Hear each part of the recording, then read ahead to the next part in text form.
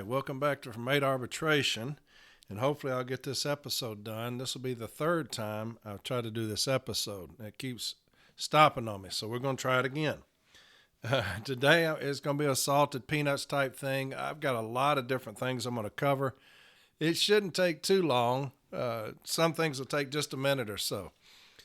The first thing I wanted to do is there is a very ambitious MDA drive going on that somebody sent me. I've never asked y'all for anything, and I never will. And I do tell you to buy the shirts because that money will go to MDA. But somebody sent me this from another region, and they got an MDA drive going on. Very ambitious. I'm going to read it to you. Now, if you get on from 8arbitration.com, at the very top, it'll have this. If you scroll down just a little bit, it'll have this MDA drive going on. And get on there and donate. And I'm going to talk a little bit about it, but I'm going to read this to you first, what it states. We'll talk about the goal and where we're at so far. And this is what it states. Every day, children are born with muscular dystrophy and adults are diagnosed with ALS and other life-threatening diseases that take away their most basic freedoms, like walking, talking, eating, hugging, and ultimately life itself. I'm raising money to help MDA fight back. MDA is working to give these abilities back through early intervention, local engagement, and the search for better treatments and cures. NALC has helped lead the search for a cure for neuromuscular diseases for over half a century for MDA, raising over hundreds of thousands of dollars annually. We continue to go the extra mile on the front lines for MDA. Even during a pandemic, we will continue to work to deliver the cure. The money we raise will help children and adults in our community and will also help support innovative research to change the future for people with neuromuscular diseases. There will be 11 drawings, 10 stuffed MDA bags filled with a little bit of everything. And when you get on it from 8arbitration.com, it'll have a little sign-up sheet. You'll fill out all your information, so you're wondering, how am I going to get one of these bags if I win? It'll have all your contact information on there. So that's what it's talking about. So there'll be 10 stuffed MDA bags filled with a little bit of everything. One grand prize MDA bag with all the stuff in the above bags, but with a little extra. A blue MDA shirt, an autographed softball, an autographed NALC MDA shirt, and an autographed Topps card by professional softball player Team USA Mia Davidson. The tickets are $10 a piece and will be sold at the rap session in New Orleans, which just ended today. All right, they met Friday and it ended today. Please purchase tickets or make a donation. Thank you. And so if you get on from 8arbitration.com, this will be on there. Jeremy put it on there for you. The goal is $10,000 and they've raised $895 so far. Now, what I want us to do as a From 8 Arbitration family is I want us to reach that goal by next Sunday. I know that's ambitious, and the goal is ambitious, $10,000. But as many people listen to From 8 Arbitration, as many of y'all there is out there, if we contribute just the minimum amount, we'll reach that goal by Sunday. All right? So go on to from8arbitration.com, sign up, donate. Let's reach that goal of $10,000. And we can do it. And we will do it because I know y'all. So never asked y'all for anything, never will. But on this thing, let's reach this goal. Let's show them that we're not just a bunch of hellions out here raising hell on From 8 Arbitration, but we do have a heart. And so let's get on from 8arbitration.com and contribute as much as you can. And let's reach that goal of $10,000 by next Sunday. That'd be pretty cool, right? There's enough of you out there to do it. And I know that for a fact because I see the numbers every day. So one of the things I wanted to talk about is, what do y'all look for, or what would y'all want in your union leadership? And I know that I talk a lot of times about failed leadership and things like that. So much so that I have decided to run for business agent. I would have never, ever dreamed that I would decide to do that. But I feel like I'm obligated to do it. I can't sit here and talk about failed leadership and just stay on here just bitching. And so I've thought long and hard, and I've decided I'm going to run. But what do y'all want out of your national leadership? Are y'all satisfied with your national leadership, with how things are going? I do know that there is a movement, and there's a movement not only in from hate arbitration, because that is a definite movement. The people that are uber aggressive and want their union to be the same. That is the movement of from hate arbitration. A lot of people don't like me. A lot of people don't like how aggressive I am, the things that I say about them, and that's fine. That really is. But I will always be aggressive in the way that I handle management. I will not ever back up or back down from them, and that's just how I've always been. Our union right now is not that way, so I have a lot of enemies in the union right now. Some people that were very close to me before I started this podcast, considered great friends, no longer speak to me because of this podcast. And that's fine, because it just goes to show me you were never my friend. And I never lose sleep over shit like that, right? Because I started this for the city letter carriers. I am a city letter carrier. I will always be a city letter carrier. But what do you look for, or what do you want in your leadership, in your union leadership? What are the qualities that you want? In your president, what's the quality that you want? If it's status quo, what you have now, then you should be satisfied. If it's not, what is the qualities that you want?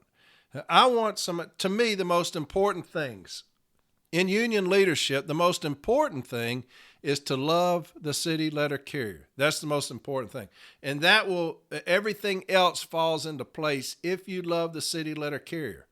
Everything else falls into place because you're driven.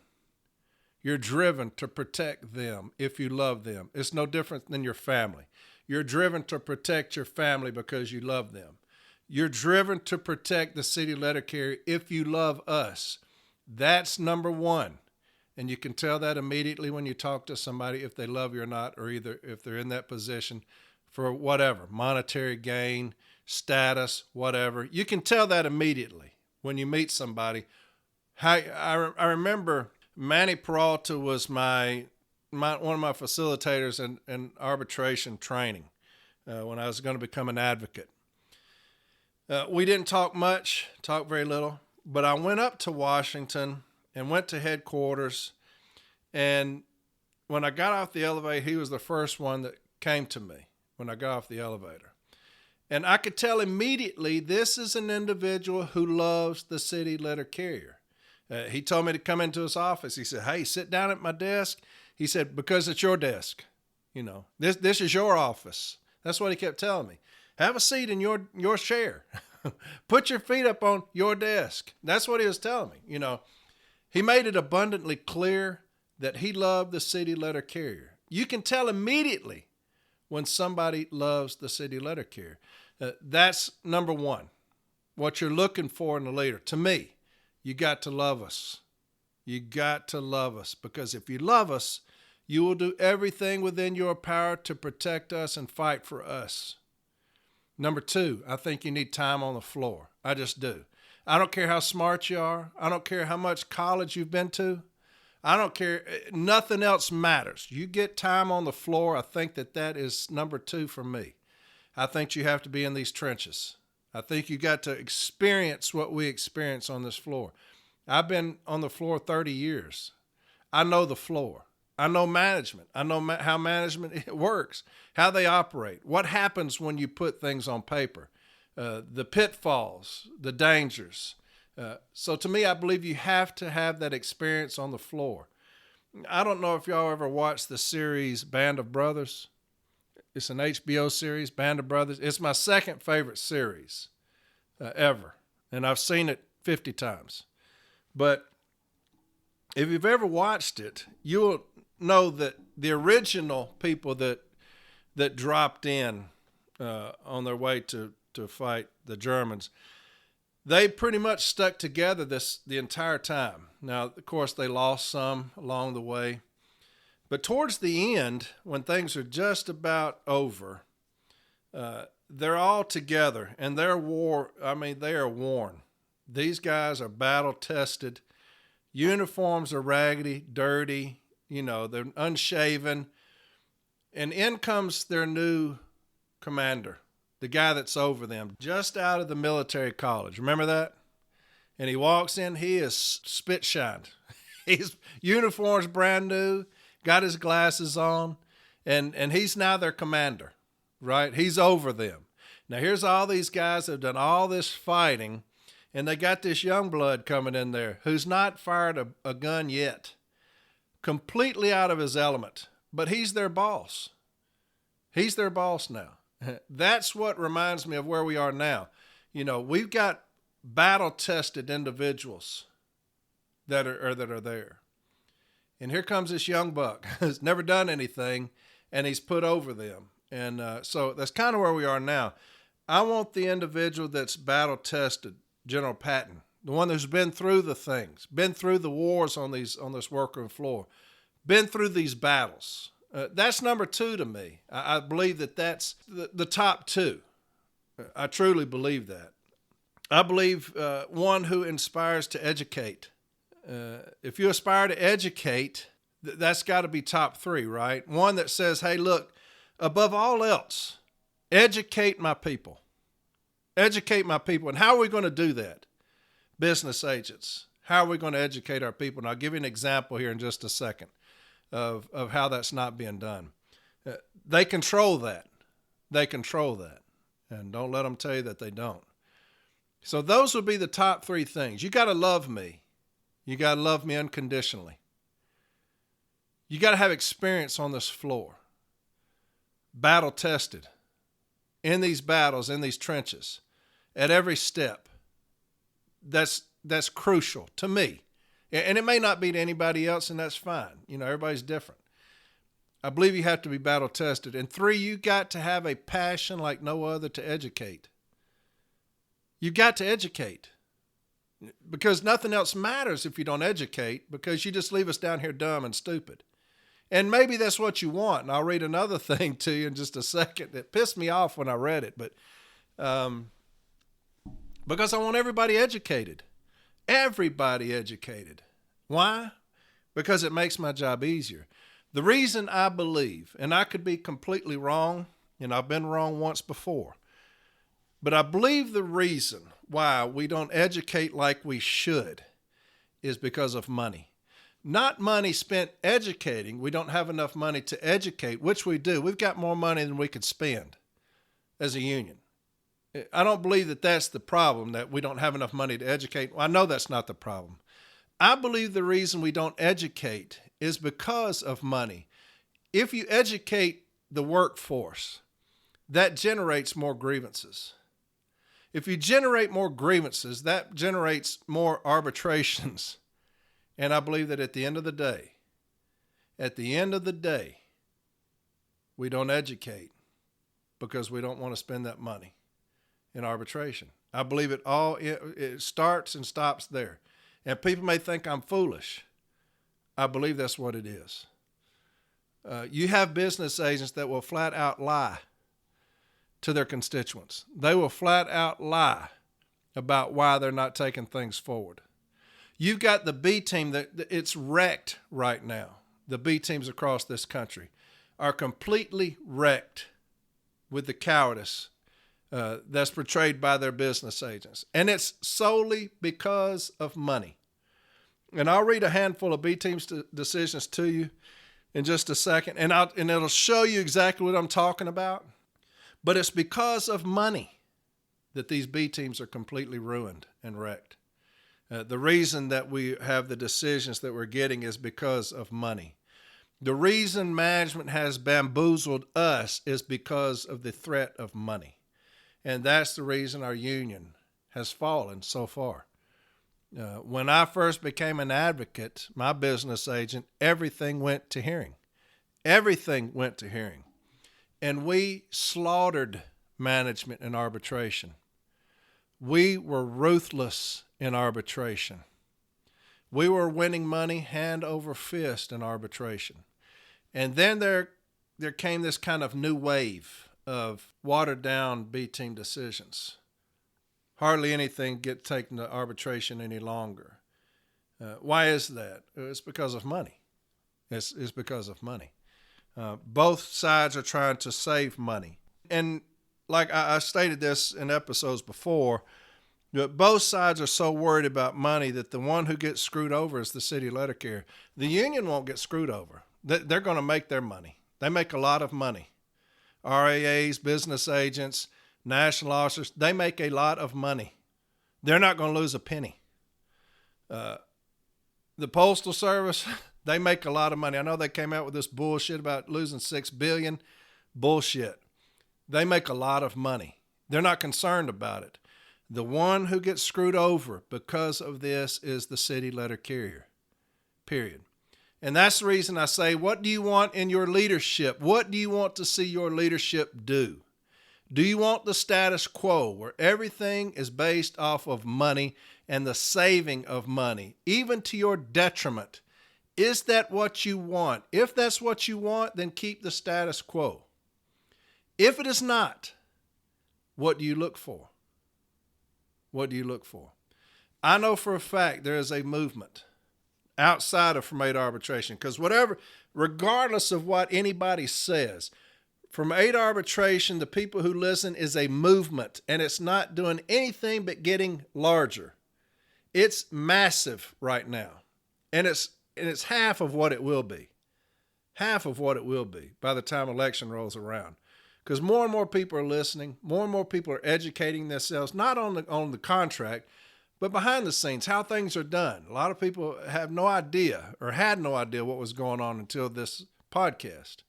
It's educated you there as well. But there's a movement outside of this of people who are saying we're going to retake our union. And we're going to put people in place that will say cease and desist. We'll put people in place who put the carrier first, like it used to be. We're going to put a team in place that wants to educate. We're going to put a team in place who has experience on this workroom floor. And as From 8 Arbitration, this movement, you have the potential to sway elections. You just do. You're that massive. You have potential to sway elections, and we will. We will. You'll be the most dangerous individuals come election time because you've educated yourself. You know exactly what you're looking for in your leadership, and that's the way we're going to vote. Word of mouth will be massive in this next election, and I'm going to count on y'all to sway the election. That's exactly what's going to happen. I promise you that. Help is on the way. I promise. Help is on the way. Now, a lot of people like the status quo, and that's your right. That's your right. But to those who don't, help is on the way. I promise you that, okay? And we'll be talking about that more later, all right? I think that the business agents all have to get on the same page, and right now they're not. Every region does things differently, and it's disorganized and discombobulated. I think everybody has to get on the same page on how we're going to attack things. And I know that a lot of people at National, that just isn't, it isn't feasible. That's not realistic. That's bullshit. That's bullshit. We all represent city letter carriers. City letter carriers in California are no different than city letter carriers in Florida. We're all city letter carriers, and we all deserve to be represented to the fullest. I had somebody send me this the other day. And this is what I'm talking about when I say the business agents, we all need to get on the same page. And this is what he sent me. He sent me this just the other day. He said, our business agent so-and-so sucks. That's how it started out. Our business agent so-and-so sucks. I feel you. Ha ha. We had our steward file a grievance on start time changes. So beginning of summer, there was a carrier in our area who died from the heat illness. So they sent an email out to start everyone at 7:30. Starting this fall, they decided to only do 7:30 on Mondays and days after holidays. A few weeks into that, they said, no more, it's 8:30 every day, so we had him file on it. The grievance went up to Formal A, and our Formal A called our MBA office, and they said, you should withdraw that grievance. They can change start times whenever they want to. So fucking irritated with these weak ass, and I'm not going to say that last word. So fucking irritated with these weak ass so-and-sos. So here you have someone saying, hey, look, we put in a start time grievance. And the business agent said to withdraw that grievance because they can change the start times whenever they want to. This same week, Region 3, Mike Karras region, gets an arbitration decision back. This same week that this guy sent me this, where he said the NBA's office says withdraw it because they can change the start times whenever they want to. This same week, Region 3 puts out on their email, I'm on their email string, this arbitration decision. And they're always educating in that region. Constant, if you're on Facebook and see them, they're constantly educating, constantly. And so they're sharing information with everybody in their region, sharing arbitration decisions, sharing wins and losses. Hey, why did we lose? What happened? And let's do better. You know, what was wrong with the case file? What did we miss? What did we lack? And that's how business agents should be doing. It's a constant education in Region 3. If you want an example of how you should educate, they do it. So they find this arbitration decision and they put this arbitration decision up on this email string. And it's 36219. It's C36219. It's from Sheila Mayberry, arbitrator. It says the grievance is granted. Management violated Articles 5 and 19 of the National Agreement and M39 Section 122.11 when it, 1, unilaterally changed the start time at the JFK facility from 8 a.m. to 8:30 a.m. without considering the factors in M39 Section 122.11, and 2, failed to bargain over the effects of the unilateral change. Management shall immediately reinstate the original start time of 8 a.m. for the carriers at the JFK facility. And again, that's C36219. And I'll read you a little bit about what she says. Now, these are the very same things that we went over in our episode a while back when we talked about grievance start time changes. It's the very same stuff we went over. So if your business agent's saying we're not going to go forward with that because they can do whatever they want, that's laziness, that's cowardice, and it's also trying to save the almighty dollar. It's laziness, it's cowardice, and it's trying to save money. Here's Region 3 saying, hey, we're going to attack this. Here's you a site for it. And then somebody else puts up another site for it. You know why? Because we're going to attack everything. Everything that they do, we're going to fight it. That's being on the offensive. Everything that they do, we're going to fight it. We're going to educate ourselves on how to fight it. Everybody in the region is going to be educated on how to fight these things. We got very capable people as far as advocates. Callaway, a national advocate, one of the brightest young minds in this union, is fighting these things. And if you talk to him, he's very impressive, very impressive. I wish I was like him. He's that sharp. But here's what they say. Here's the analysis and decision. Article 3 of the National Agreement provides broad management rights to efficiently operate the Postal Service. Article 5 prohibits management from making any unilateral changes to the terms of the existing agreement or its obligations under law. Section 8D of the National Labor Relations Act, NRLA, prohibits making unilateral changes in material and substantial terms and conditions of employment during the term of a collective bargaining agreement. Furthermore, Section 8D prohibits management from refusing to bargain over the effects of a unilateral change in the scope and direction of its operations, even though it need not bargain over the change itself because it concerns a matter at the core of the entrepreneurial contract of the business. Determining whether a proposed change is a non-bargainable, scope and direction change or a mandatory subject of bargaining may present a difficult question. The Joint Contract Administration Manual, JCAM, notes that not all unilateral actions are prohibited by the language in Article 5, only those affecting wages hours, or working conditions as defined in Section 8D of the NLRA. The National Labor Relations Board, NLRB, has determined that unilateral changes in start times of at least 15 minutes to be material, substantial, and significant, and are therefore a mandatory subject of bargaining under the NLRA. See Pepsi-Cola Bottling Company of Fayetteville, Incorporated. Now let me read that again.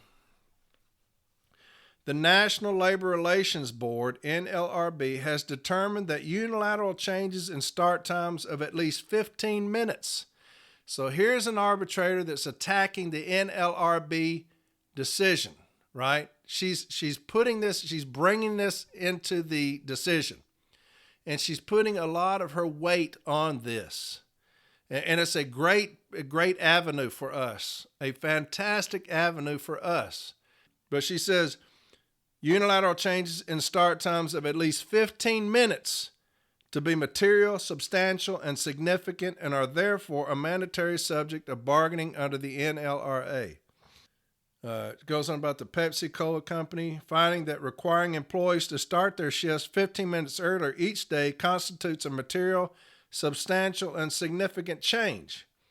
In relevant part, 24 Fed 4, requiring employees to report to their workstations 5 minutes earlier than the previous reporting time is a material, substantial, and significant change. She keeps citing all these other things. 1 hour change was significant and material. I find that a 30-minute change in starting times for letter carriers is material, substantial, and significant, as it can significantly upend employees' ability to manage their work transportation schedules and a myriad of other issues. I'll read that again. I find that a 30-minute change in starting times for letter carriers is material, substantial, and significant, as it can significantly upend employees' ability to manage their work transportation schedules and a myriad of other issues. The process for establishing schedules for letter carriers is outlined in M39, Section 122.11. Which is subsumed with the national agreement pursuant to Article 19. Several factors are to be considered in establishing schedules. Arbitrator Snow, in 2002, provided guidance in management's right to change work schedules under Article 3. He stated that managerial control of work schedules, however, is not totally unfettered or without limitations. He cited in particular Section 122.11b, which states, fixed schedules to coincide with receipt and dispatch of mail. At least 80% of the carrier's daily mail to be cased should be on or at their cases when they report to work. Arbitrator Snow is adamant that 122.11b must be considered in deciding whether a change is justified, stating, the instruction is not a suggestion, but is stated as an imperative. In addition, Section 122.11f allows manager to make permanent schedule changes when it is apparent that one or more days' mail volume varies to where it is causing late leaving. In this case, I find that management violated Article 5 by failing to produce sufficient data to the union at the time the decision was made to justify the change in start times. Now, let me read that again. In this case, I find that management violated Article 5 by failing to produce sufficient data to the union at the time the decision was made to justify the change in start times. Now, why is that critical? Because she's putting that burden on management, right? In contract cases, the burden's on us, right? She puts the initial burden on management to provide data on why you are changing start times. That is a massive swinging of the pendulum as far as the burden of proof. The burden of proof is ours. What she says is initially that burden is on management to show through data why you're changing our start times. Why is that critical right now? Because I have people telling me that managers are saying, because you can't get out of the station in an hour, we're changing your start times, basically as a punishment. Because you can't get out of the station in an hour, I'm going to change your start times. Due to the heat, we're changing your start times. Due to the fall, we're changing your start times. Because I'm angry, I'm changing your start times. Here she says, initially, that burden is on management to produce data showing why you're doing it. That's a massive, massive turn of events for us. Mr. Imbergamo stated in his post-decision interview that because DUTs did not align with carrier start times, he believed it was best to change the carrier start times. Now, DUT is distribution uptime, right? Distribution uptime. That's DUT, in case anybody didn't know. Section 122.11 includes more than one factor to consider in determining whether a permanent change in start times is justified. There is no evidence that management considered any other factors in its decision making. Further, management could not dispute the union's evidence that at least 80% of carriers' caseable daily mail has been consistently on at their cases when they report to work. This is one factor that must be reviewed in determining scheduling, snow award supra. Mr. Imbergamo acknowledged in his interview with the union that he did not know whether 80% of daily caseable mail is available prior to carrier start time. I find that there was insufficient evidence to justify a unilateral permanent change in start times. As such, management violated Article 5 and 19 of the National Agreement and Section 8D of the NLRA. See grievance resolution in Boston, Newtonville. It's got the DRT found that because there was no substantive evidence to back up its claim that it needed to change start times, management's actions were found to be arbitrary. So she cites a B-team decision. I also find that management violated Article 5 because it failed to give the union an opportunity to confer and bargain over the effects of the decision. Now, how many times has management done that with y'all? That has changed your start times. How many times has management sat down with you and talked about or bargained over the effects of the decision? None. None. And that'll be a good contention for us. This is apparent from Mr. Imbergamo's interview with Mr. Mosca, wherein he confirmed that there was no labor management meeting to discuss a possible change and that the union was notified of the change on November 3rd of 2019. His response to the union contention was to state, I made the changes correctly in accordance with the ELM and notified the union in advance as required.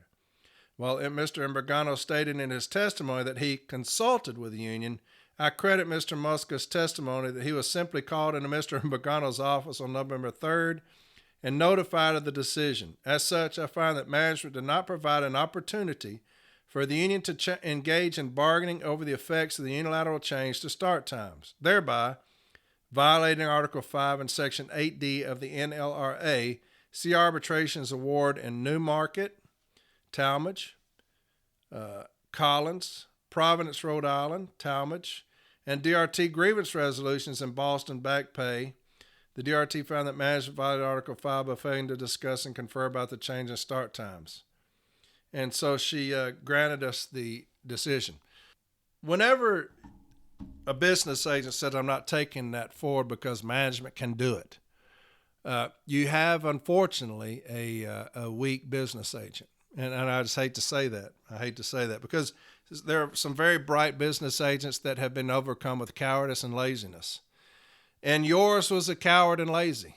I hate to say that, but because you have a Region 3 where they're fighting these things and you have people digging and searching and looking, and here you found this decision. And all I need is one. As an advocate, give me a great one to cite for persuasive value. But it also gives you very good arguments for your contentions as an informal or formal. If you get this decision and read it, and you can copy and paste it and make it your own, but it's a very good decision. Here's another one they found, and it's C31930, and it's from Donald Olson. And its award summary, the employer is directed to place employees back to their original tour starting time, which was changed on May 18, 2013. Out of schedule premium pay is awarded. And here's his discussion. This arbitrator has carefully reviewed the entire evidentiary record, the oral closing argument by the employer's advocate, and the union's post-hearing brief, and cited cases. In the first place, the arbitrator finds that the employer's management staff at the Hawaii Kai Station violated Articles 3, 5, and 19 of the National Agreement when they arbitrarily changed the city's carrier's begin tour of 7 a.m. and 7:30 a.m. before moving it later to 8 a.m. effective on May 18th. Clearly, the record is clear that at the time management decided to effectuate this change, they had never attempted to discuss or negotiate this proposed change with the union. In fact, the change was a unilateral decision made by management, which in fact violated the express rights set forth in Article 5 of the National Agreement, which its pertinent part reads as follows.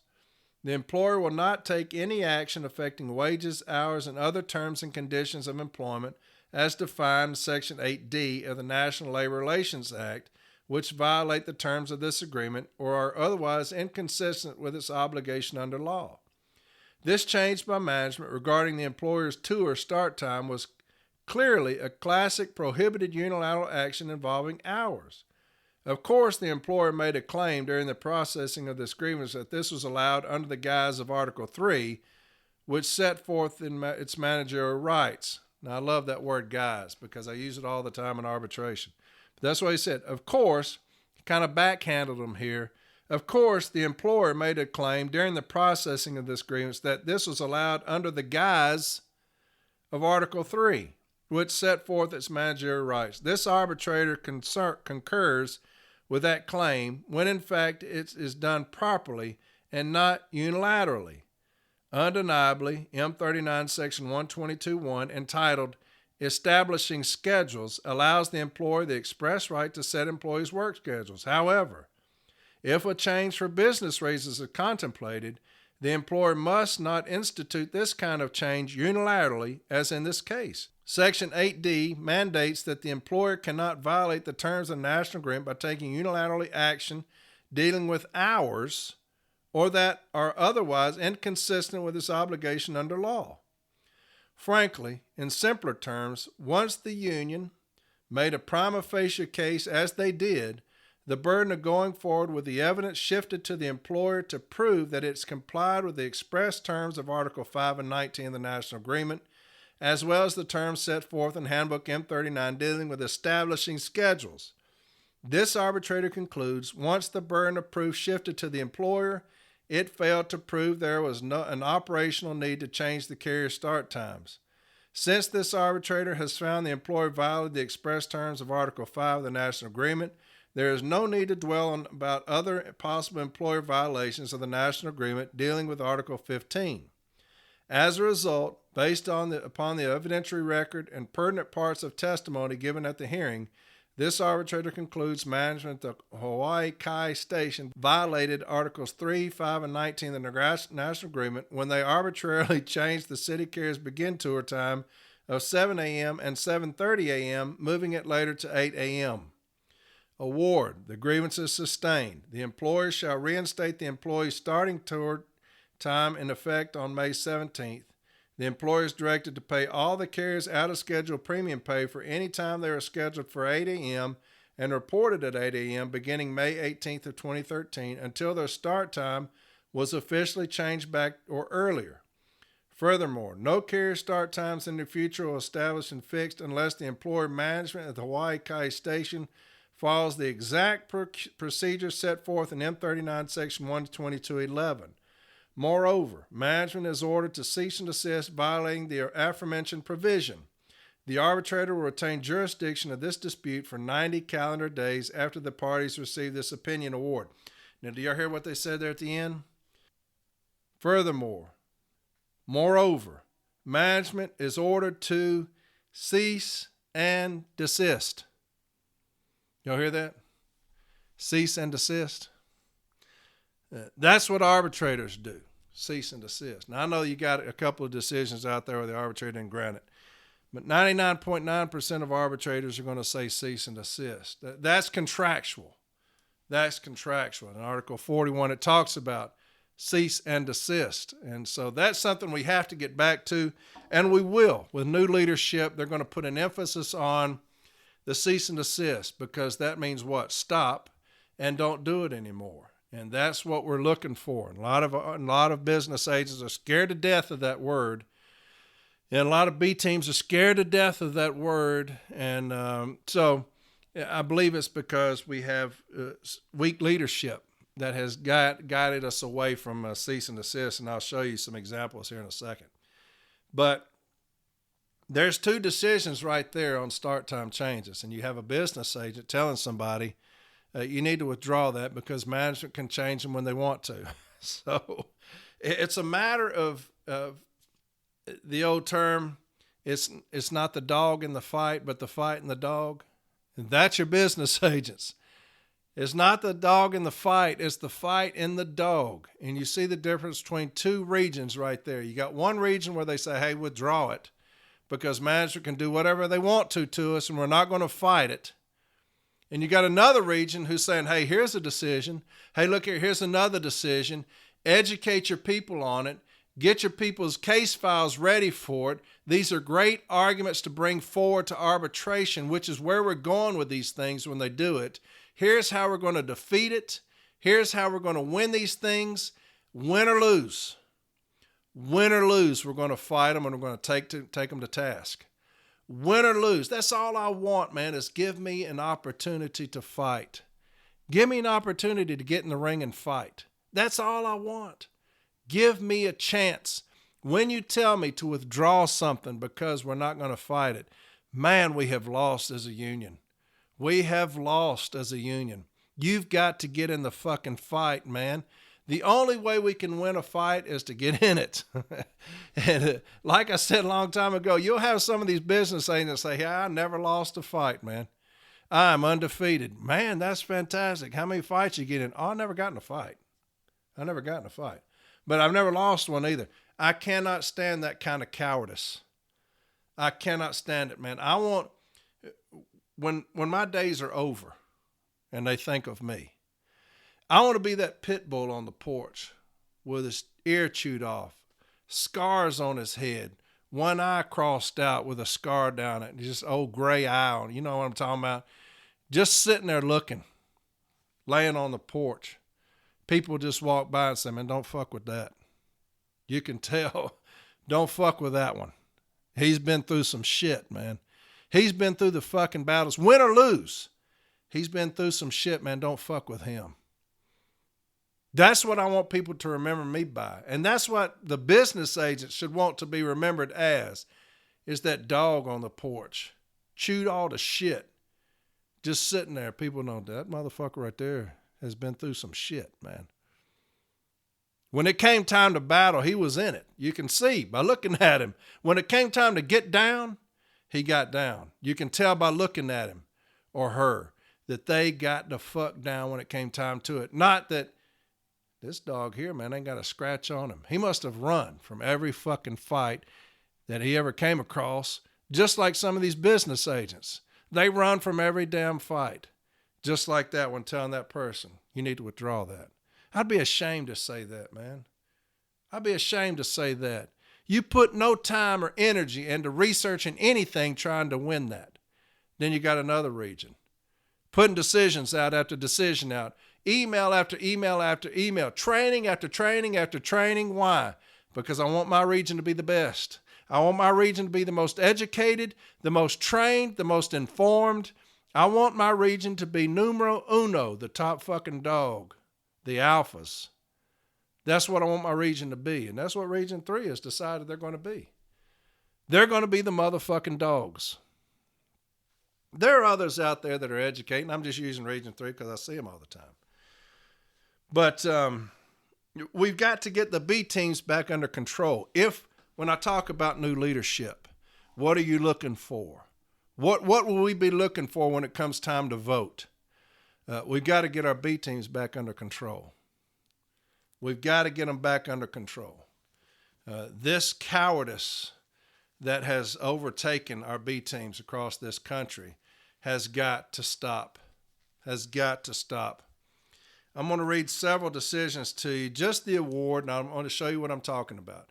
Now, you heard this arbitrator say management will cease and desist. That's because cease and desist is in the contract. It's contractual. It's contractual. So I'm going to read just a handful, and I'm going to show you what I'm talking about. These are all recent, okay? Here's one that somebody sent to me, and I'm just going to start reading them, okay? The grievance is resolved. Management will abide by Article 14. Management will conduct all HIP-related training on the clock in accordance with ELM 553 711.41. Management will discontinue the use of Express and Hero when certifying employees for HIP training and will individually certify the employees in the Hero on the date the training is given. The formula representatives or their designees within 14 days of receipt of this decision will meet to discuss and agree on what training can be substituted to satisfy the HIP training for fiscal year 23 for those who have yet to receive it. Management will record this substituted training using PS Form 2432 for each employer.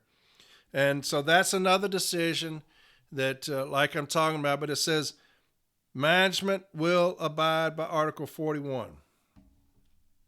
So you've got management falsifying the training. I know y'all are sick of this, but I'm going to keep talking about it. You got management falsifying the training. You see the contentions down here. The union stated that management falsified it. And in order to stay out of a fight with management, we say management will abide by Article 14. Now, why does that chap my ass? Because they're already supposed to abide by it. Aren't they? They're already supposed to abide by it. Why are we telling them they got to abide by it? Do they give us the same benefit? Do we get the same benefit on the floor? Until we realize that we are treating them with kids' gloves and they are butchering us on this workroom floor. They are butchering the city letter carrier on this workroom floor. We get an official discussion and that's it, right? An official discussion tells me what? You need to stop doing what you're doing or else cease and desist. You need to stop doing what you're doing, Corey, or else we may seek some form of discipline on you. That's a cease and desist. What does management get? They don't get a cease and desist. They get a management will abide by. Remember last week, management will refrain from. Management will abide by. That's what I'm talking about, where we have gotten as a B team. Because our business agents say, don't send that up to me. Why? It's because of money. It's because of money. Here's another one. It's one of the ones about the scanner message taking breaks, unauthorized breaks. It said the dispute resolution Step B team has resolved this grievance by determining management will adhere to Article 14 of the National Agreement when giving instructions to carriers on how to best handle the heat. Management will conduct a stand-up talk and notify carriers they're allowed to take comfort stops as needed when working in heat-related weather. So in this one, we have management will adhere to Article 14. Management will refrain from it. Management will adhere to it. Y'all see what I'm talking about? We've gotten away from cease and desist. Management will cease and desist. Violate Article 14. Here's another one. The dispute resolution team has resolved this dispute. Based on the evidence provided, the DRT has determined management violated Articles 15 when they failed to comply with prior grievance settlements for grievance numbers CA323 dated May 4th. The DRT reminds management it is the obligation of the Postal Service official making the grievance settlement to ensure any related payments and adjustments are completed in a timely manner. The DRT has processed payments to the carriers as explained below. So the DRT just took it upon themselves, we're going to process the payment. But you got a failure to comply, right? So no cease and desist violating Article 15 by failure to comply. It just says the DRT has determined management violated Article 15 when they failed to comply with prior grievance settlements. The DRT reminds management it is the obligation of the Postal Service official making the grievance settlements to ensure any related payments adjustments are completed in a timely manner. So they remind management. You see what I'm talking about? How we treat them with kids' gloves. Do you see what I'm talking about? Where we have gotten away from the language of cease and desist, how we've watered that down, and that's based solely off of weak leadership, how we've allowed that to creep into our B teams. That's just a handful. I've got so many more, I could read them all night long. But it doesn't end there. Here's a couple of pre-arbs that people sent me that were completely frustrated, and I don't blame them. I've got B team decision after B team decision that states the same shit. This person has sent me the one that states that one that I just read about the DRT reminds management its obligation of the Postal Service official making the grievance settlement. So we remind management they're supposed to make payments that we tell them to make. We remind them to do that. Not a cease and desist against it, but we remind them. This person says, is it normal to get worse decisions at the step B? Had 4 I sent with no contentions from management, and I got absolute garbage. I don't know if I did something wrong or if that's just the way it is. I couldn't even get them to say, we'll comply. I'll send a pic of what I got. Honestly, even a slap on the wrist. I know I'm probably overreacting, but I felt gutted by these decisions. I spent so much of my own time telling my kids I can't play and then to get a garbage from step B. It makes me wonder. Sorry, I just needed to vent, someone who actually cares. I know there's nothing you can do. I honestly want to call regional, but I'm sure it'll get nowhere. So here's somebody who says, I sent these 4 up with my contentions. Management offered no contentions. No contentions. And I got, the dispute resolution team has resolved this dispute based on the evidence provided. The DRT has determined management violated Article 15. So she sent up enough information for you to acknowledge a violation of Article 15. That happened. There was enough documentation, or you would have said the documentation in the case file fails to support a violation of Article 15. So there was enough to state that there was a violation of Article 15. Management offers no contention. No contention, she says. They offer nothing. And she can't even get a will comply. She's like, hell, I'll take a will comply. Shit, I didn't get nothing. That's what I'm talking about. It's completely demoralizing to those of us on the floor. And that's what I'm talking about with these leaders that have no time. You've got to understand what your decisions do to us, those of us on the floor. You've got to understand that you've got warriors down here that are battling in these trenches with these grievance files, putting their contentions together, fighting for their carriers, only to get the legs cut out from underneath them by the B team who is directed from the business agent. That's what we've got to get under control as new leadership comes in here. And I'm telling y'all, help is on the way. I promise y'all that. Help is on the way to get back to those things like that, to where our B teams are no longer doing this to us. Help is on the way. I promise you. I promise you that. I'm not pulling that out of my ass. Help is on the way, okay? But we've got to get away from these B team decisions that are crushing our stewards and Formal A's.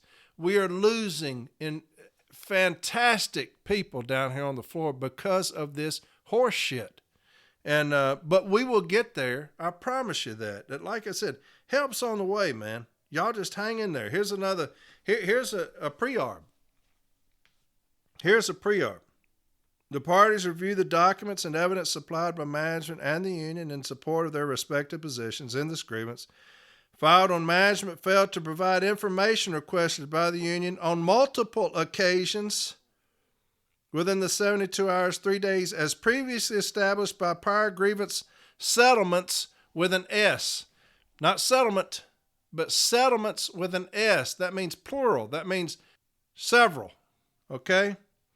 Previously established by prior grievance settlements and step B decisions. So now we've got 2 things. We've got prior settlements and step B decisions with an S, plural. So here's management who's not adhering to shit. They're not abiding by the previous settlements or B team decisions, plurals. Okay, so again, the double standard. Remember when I was talking about that? How we allow management to have this double standard against us, I do not know, and I will never understand it. How we allow them to constantly and consistently violate the agreement, and we get nothing in return, yet us, on the other hand, we fail to maintain regular attendance. Like I said, I'm going every week I do this shit. And we will have to agree to some form of discipline, some months.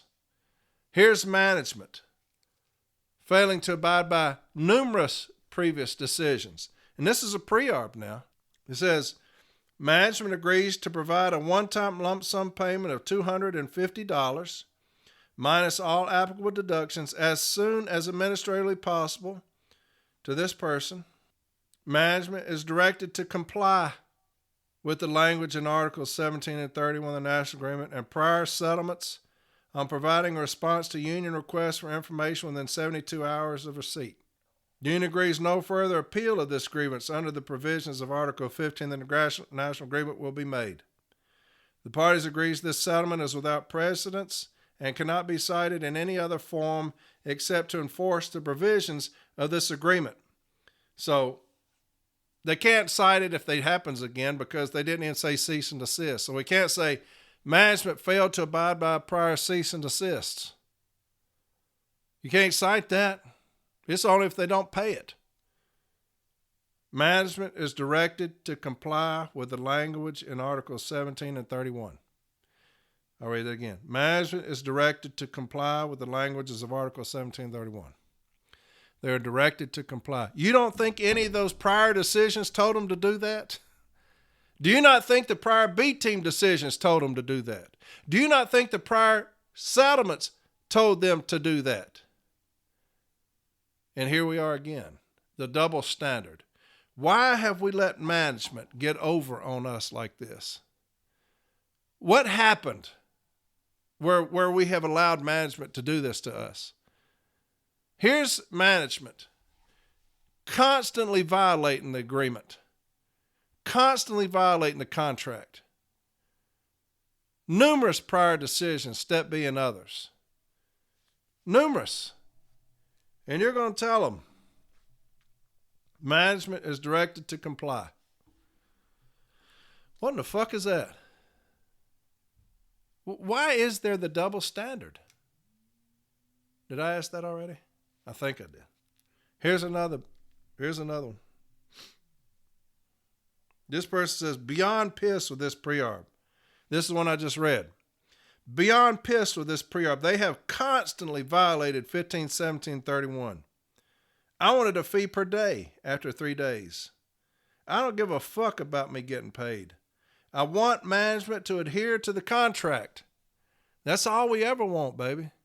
We want management to adhere to the contract that they agreed to. That's the reason it's called joint contract. You know why that says joint contract? Because we have both agreed to it. But unfortunately, with there being nothing set in stone about what will happen to them, and a union that is cowardly and won't hold them to a cease and desist, or even say cease and desist, this is where we get the ultimate double standard. The ultimate double standard. Here's another pre-arb. And this one, this person said, he says, gets better, Corey. Got the signed settlements. They don't say when management will comply with the settlements. These non-compliance pertain to over 20 local settlements. President tells me if they don't comply due to the wording of the pre-arbs, I can't take a second bite at the apple. So in effect, our MBA vacated all those cases as far as I'm concerned since they won't comply anyways. They settled just to pay everyone $25. That's it. No, we'll comply within 7 days or anything. MBA says, yeah, forget those thousands of dollars he refused to comply with. Just pay $25. And here's the decision. Based on the facts, circumstances, and the grievance filed, the undersigned mutually agreed to the following pre-arbitration settlement of the above referenced case. Issue non-compliance with the following settlements, and it's got all these numbers of prior settlements. Agreement. Management violated Article 15 of the National Agreement when they failed to comply with the above Step B Formal A settlements, plural. The following carriers will receive $25 lump sum. And that's it. It doesn't say these payments will be processed and verification be afforded or provided the union within 7 calendar days or within 14 calendar days. It doesn't say that. It just says the following carriers will receive $25. When? It could be 6 months from now. And the wall managers are going to say, well, you didn't tell us when to pay it. You didn't that's a rookie ass signing that. That's a rookie right there. You didn't even put on there when they're going to pay the damn thing. Bottom line, and I need to get off of that. We've already gone too long. We have got to get back to hammering management at every level. We have got to get back to hammering management at every level. We have got to educate our B teams on what is acceptable and not acceptable. And that's very easy. That's a telephone call. That's a conference call right there. Say, we're going to get back to cease and desist. Now, no management's going to raise hell, and they're going to send 50,000 things up. We've got to get back to cease and desist because what we're doing doesn't work. Now, I know people say, well, hell, we'll take 50 cease and desist forward. A cease and desist is contractual. It is contractual. It is in the contract. Refrain from, abide by, please, will, whatever. Those are not contractual. Arbitrators acknowledge cease and desist, just like the arbitrator I read to you. Cease and desist. That's what they acknowledge. We have got to get back to that. And we will with new leadership. I promise you that. When I say help is coming, I know for a fact help is on the way. I know some very powerful individuals are getting together. I know that. So I'm not concerned about it. Just those that are getting run over, for lack of a better word. My brothers and sisters who are fighting these fights. A lot of people have stepped down saying, I just can't do it anymore, man. I'm putting everything I have into this, and I end up getting kicked in the teeth by my own people. Help is on the way, baby. That's all I can tell you. Help is on the way. I'm going to read a couple other things to you, and I'm going to be off of here. And here's the thing that I've been talking about. I wish our leadership did a better job of getting out into the public. I think that the public needs to hear from our union leadership, whoever it is, because the Postal Service made sure that it got out. The Postal Service reveals shocking net loss for 2023. So here's the court of a public opinion. They beat us to it, right?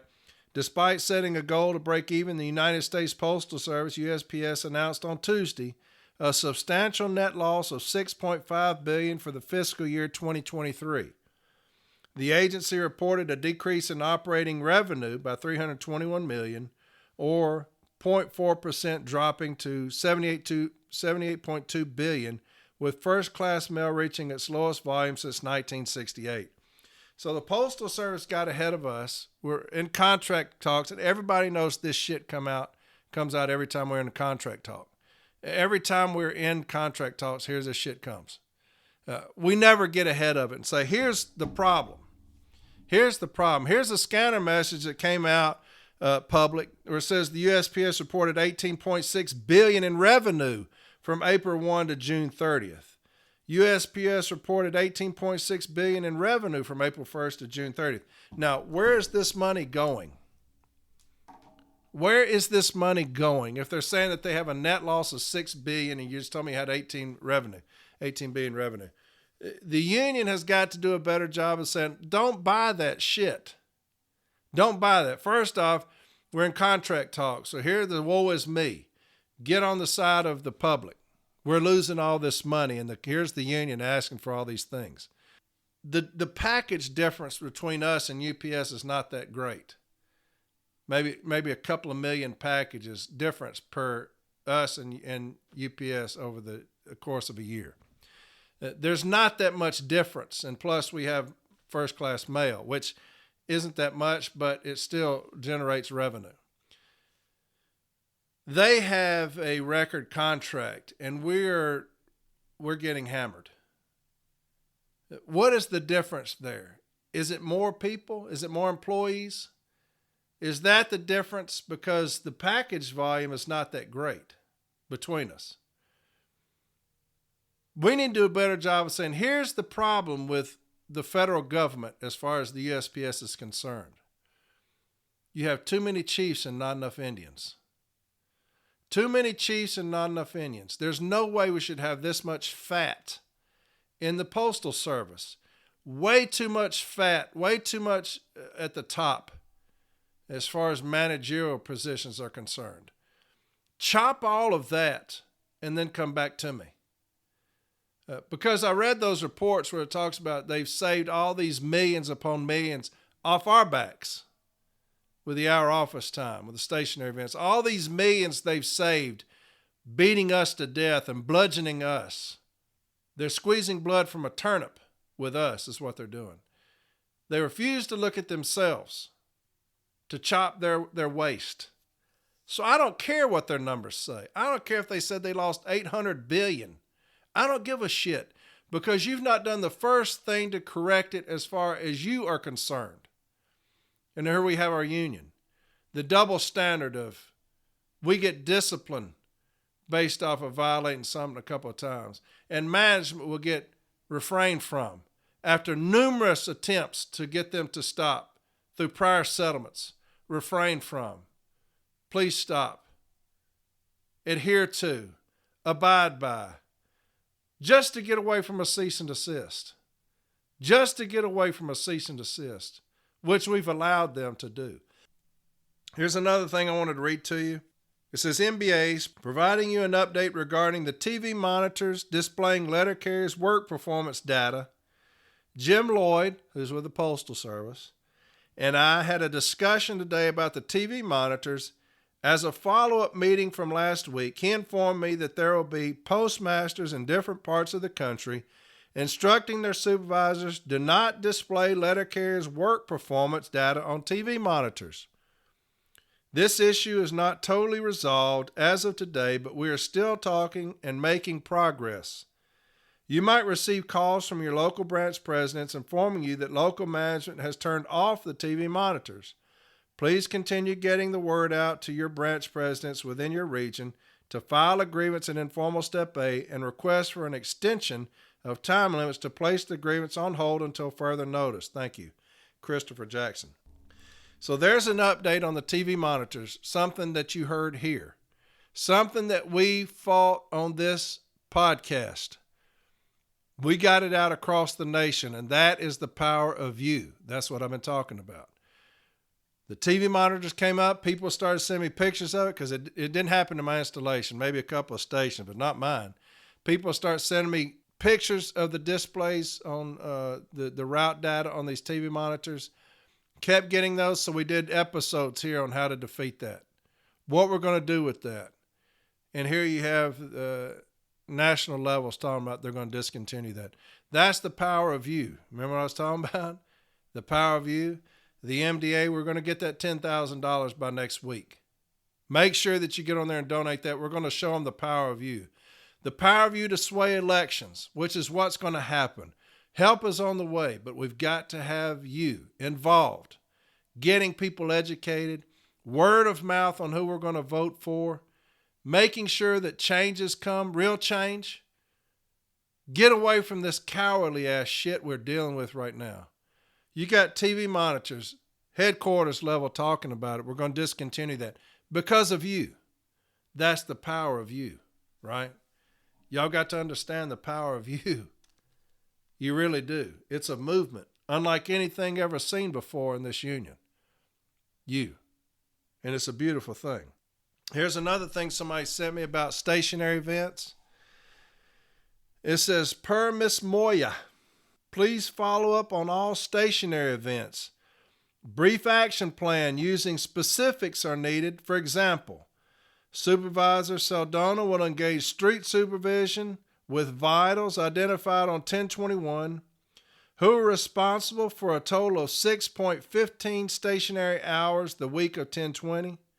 The vitals, and then it gives the carriers' names, will each be observed for a minimum of 4 hours on the street between Saturday 1021 and Wednesday 1023. Time wasting stationary events will be addressed in real time. Please complete the survey. They don't have the survey. So here's the thing on the stationary events. Please follow up on all stationary events. Brief action plan using specifics are needed. For example, Supervisor Saldana will engage street supervision with vitals identified on 1021. So at least they're telling them to get out there on the street and watch them, right? Remember I put that up not long ago from that labor person. I said, this is going to kill my contact, but where she's saying, if you're identifying street or stationary events, you got to get out there and watch them. You got to get out there on the street. Here's another thing. Tell them, get out on the street and watch them. Get out on the street and watch them, because First off, we've done a piss poor job of fighting that from our business agent level. They've done a horrible job of getting y'all ready for that. We've done everything we can on this podcast about stationary events, how to defeat stationary events, what to say about stationary events. We've done that over and over again trying to educate y'all. The business agents have dropped the ball terribly. Our national president has as well because this is his baby. But you see what's happening. Get out on the street and watch them. So at least winning that part, all right? Section 134 of the M39 states you need to come out there and watch me. You have to accompany me on the street. You can't just sit at a desk and watch me on a computer, even though we have succumbed to that in a lot of these regions. We've got to educate our people. We've got to educate our people, and that's the bottom line.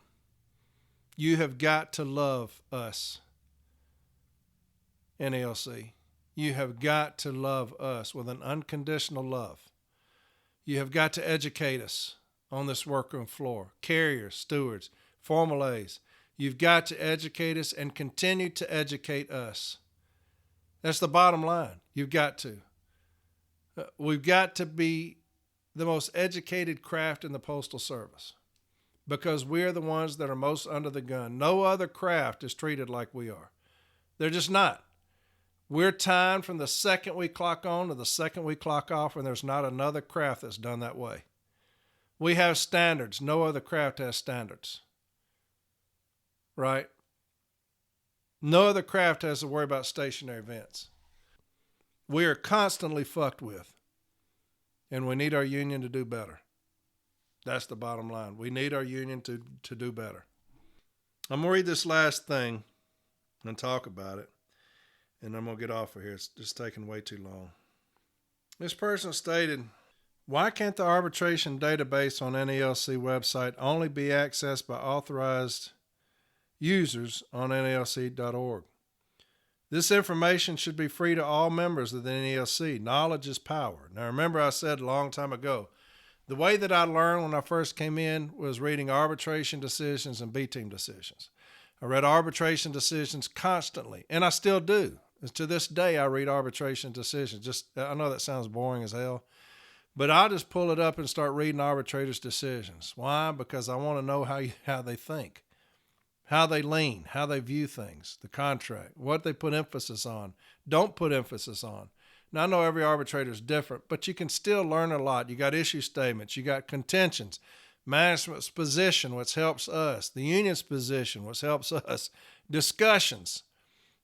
You've got issue statements, like I said, and gives you the right contractual provisions to use. It's a critical learning tool is arbitrators' decisions.